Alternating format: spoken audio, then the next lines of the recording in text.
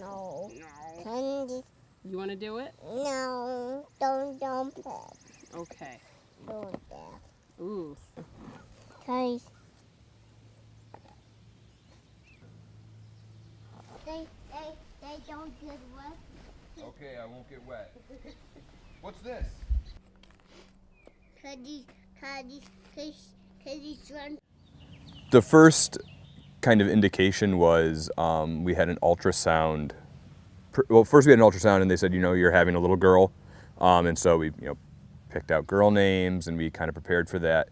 But one of the last ultrasounds that we had, the OBGYN said, well, you might actually be having a little boy. And he said, ultrasounds aren't that accurate. And so he said it's probably nothing. It's probably just artifact. And so not to worry.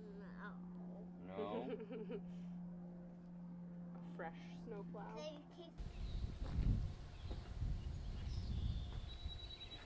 Handbox. Oh, it's way down there? Oh, and the top is...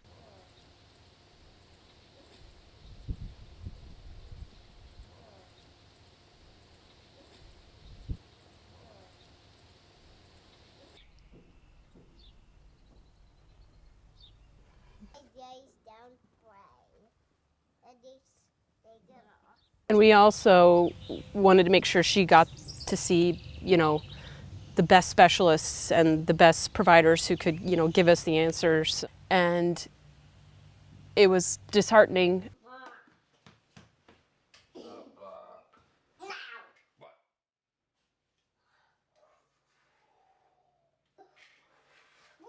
We left feeling like we had just gotten out of a fight and that we were on an island, with very little support. And while we were confident enough to not proceed with the surgery, I would be lying if I said we didn't have a lot of doubt about, oh my gosh, like they've told us all these awful things. Are we doing the wrong thing by our kid?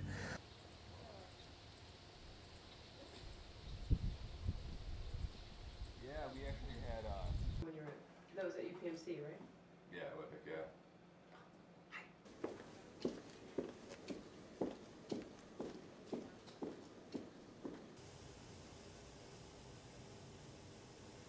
It's still a common circumstance that when parents come to a physician with an intersex baby, that the discussion between the parents and the physician will be about how successful those surgeries can be, how safe those surgeries can be, and how well they can work in helping the child fit in.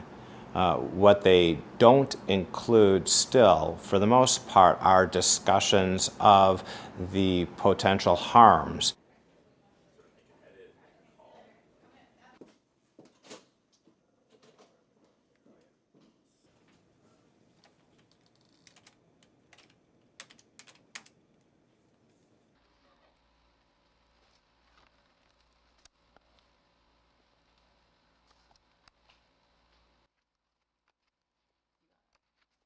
I retrieved my medical records from the hospital, and I sat there and I read them, and they said, they just kind of confirmed everything, and then I learned so much more too. Not only was I intersex, but then I learned everything they did to me to try to take the intersex parts of me away. It was like getting the wind knocked out of me.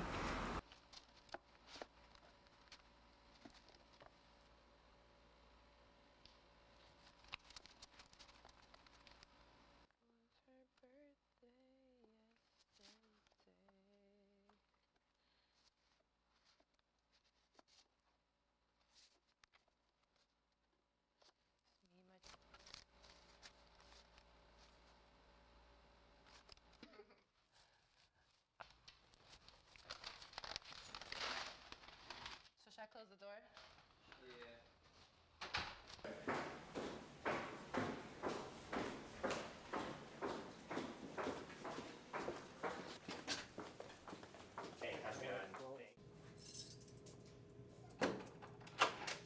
The medical saying, do no harm, plays a prominent role in terms of how we need to think about the framework for care for intersex individuals. We need to really think about the fact that there is a significant risk for downstream harm. Here, I'll get it out of the way. No right angle. After we eat some healthy snacks. Do you want a pickle? Do anything salty? Do you want one of these? I think our daughter is the best evidence for why surgery should be deferred, because she's awesome. Right after she was born, I got to spend a little time with her before she went to the incubator, and I remember I kept saying to her, like, I hope you're all right. I hope you're all right. And everybody was telling us all the things that were wrong with her. And that was so hard to hear as a parent. But I feel like these last 2.5 years, she's been doing nothing but proving to us that she's all right. I wish my parents would have known that I would grow up and not want this to have happened to me. I wish they would have known that when the doctors came to them saying, your kid basically won't be lovable unless we change their vagina, change this, change that, take their clitoris out, etc., that they would have let that bounce off and no. Like, if my daughter's not sick, then you're not going to try to change her so that she could be loved. She should be loved for who she is.